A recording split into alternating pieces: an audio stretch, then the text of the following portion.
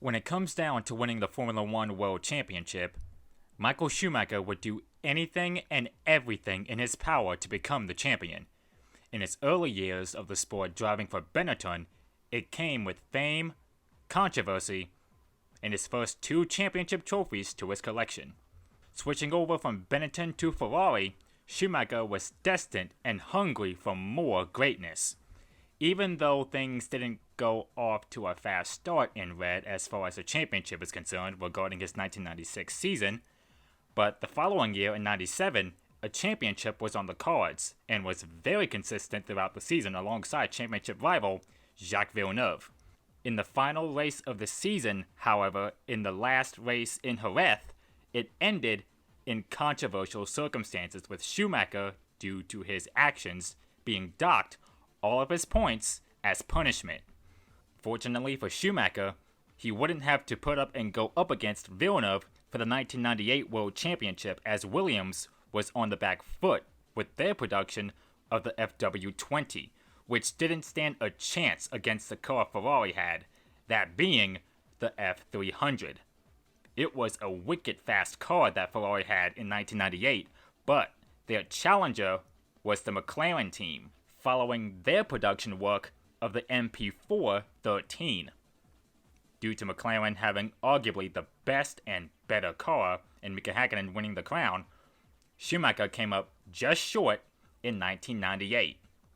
This is how it happened. In the first race of the season in Melbourne, Schumacher struggled to keep pace with the two McLarens. Shortly after, on the fifth lap, parked his Ferrari alongside the track and retired from the Australian Grand Prix due to a blown engine. The following round in Brazil bounces back to finish on the podium, but albeit behind the McLarens. Slow start to this 1998 season, but it wouldn't take long for the German to find himself on the top step of the podium, as he went on to win the Argentine Grand Prix. It wasn't an easy task to make it there, but having to attack every chance he got, even finding himself coming to blows with David Coulthard, this wouldn't be the first and only time the two tangled, by the way. Though they'd get a 1-2 finish in the San Marino Grand Prix in Imola, with Coulthard winning and Schumacher having to cope with a runners-up spot. Another podium finish would take place for Schumacher in the Spanish Grand Prix in the Circuit de Barcelona de Catalunya, but once again, behind the two McLarens.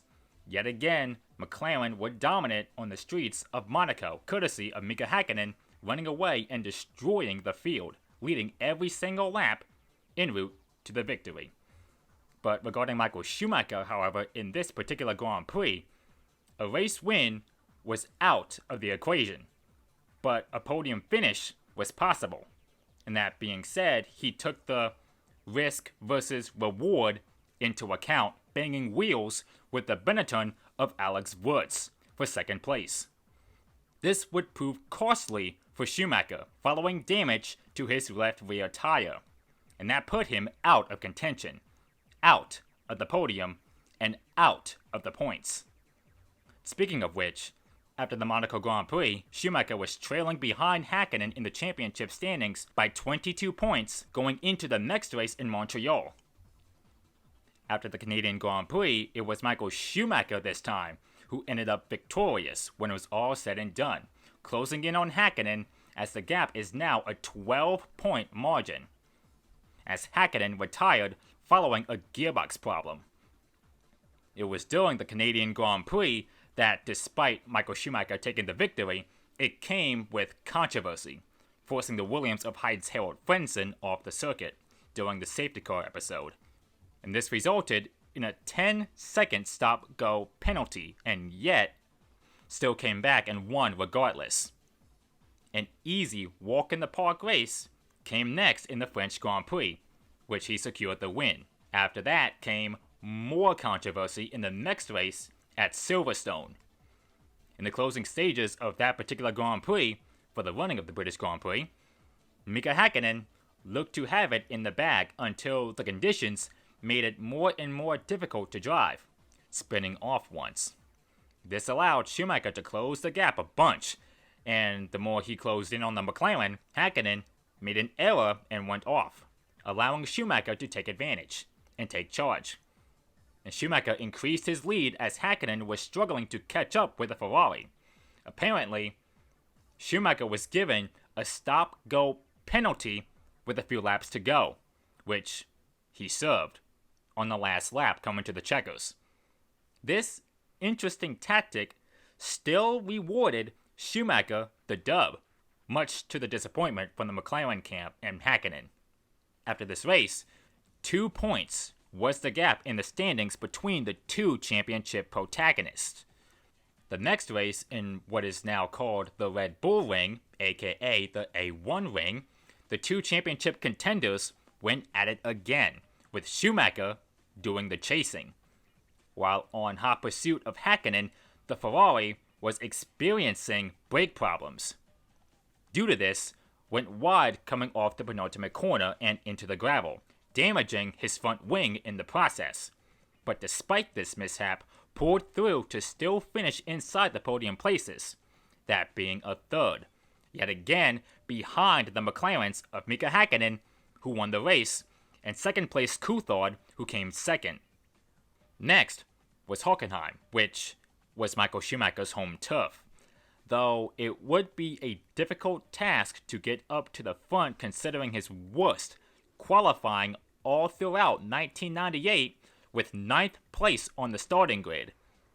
He only went up as that is the only way to go to catch up to Hakkinen in not only the race itself, but more crucially, stay in contention for the championship. At the end of the day, Schumacher crossed the line to conclude the German Grand Prix with an additional 2 points to his credit with a top 5 finish. Hungary was the next stop, where on this occasion, Hakkinen, per usual in this stage of the 1998 season, was the driver to beat, having led a vast majority of the Hungarian Grand Prix.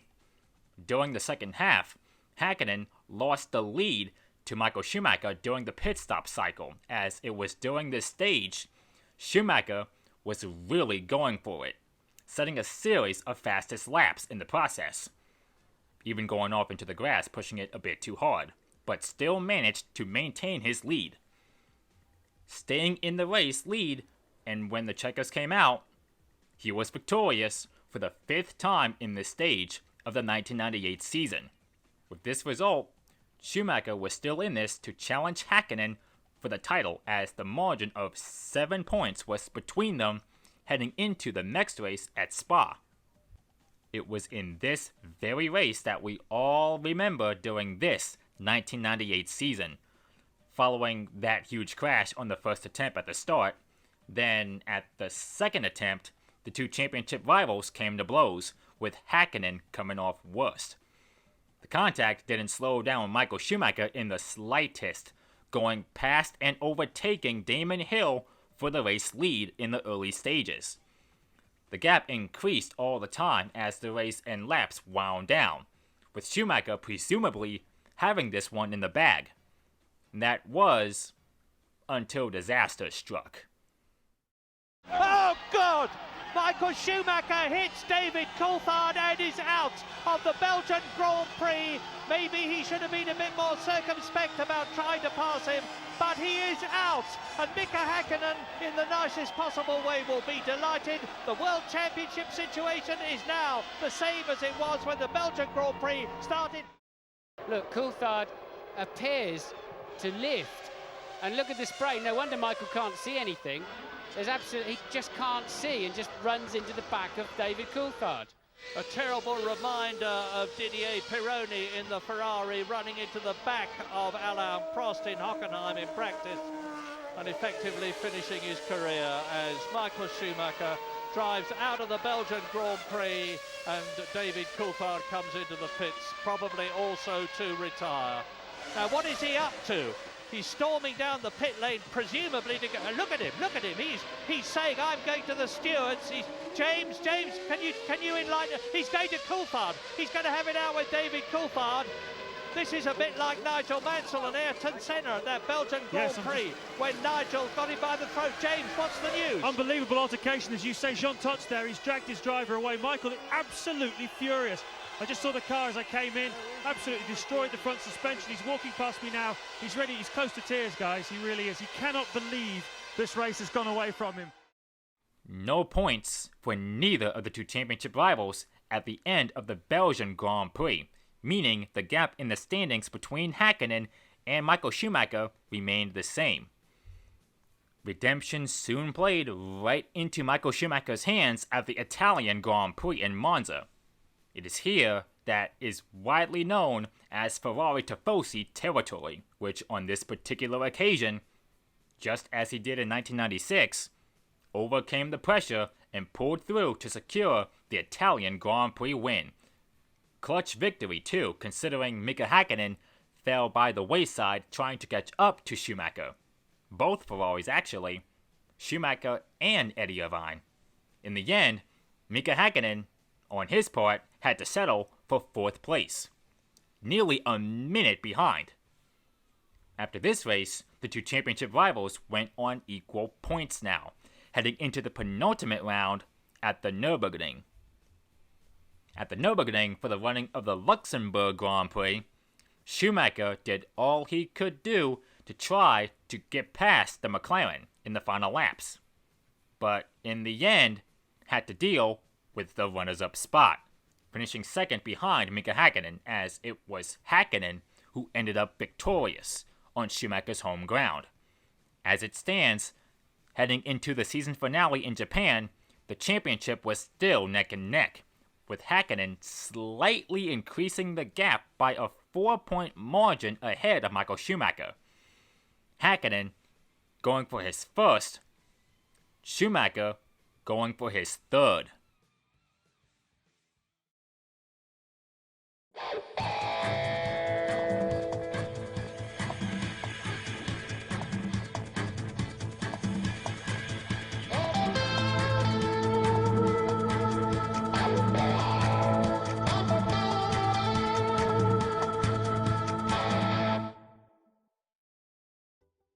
Suzuka, Japan, preparing for the end climax of the 1998 season, with Michael Schumacher on pole, but with still plenty of work to do, especially considering Mika Hakkinen was starting alongside in second on the front row. Things took a huge turnaround when Schumacher stalled on the grid, and his pole position was now thrown out the window and had to start from dead last. When the lights went out for the final time in 1998, it was go time. Schumacher put the hammer down and was already in 11th by the second lap. Knowing that the championship was on the line, set a series of fastest laps, doing everything he could do to catch up.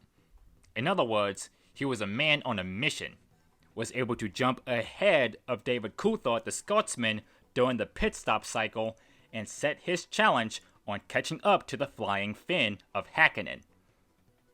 Unfortunately, the mission failed.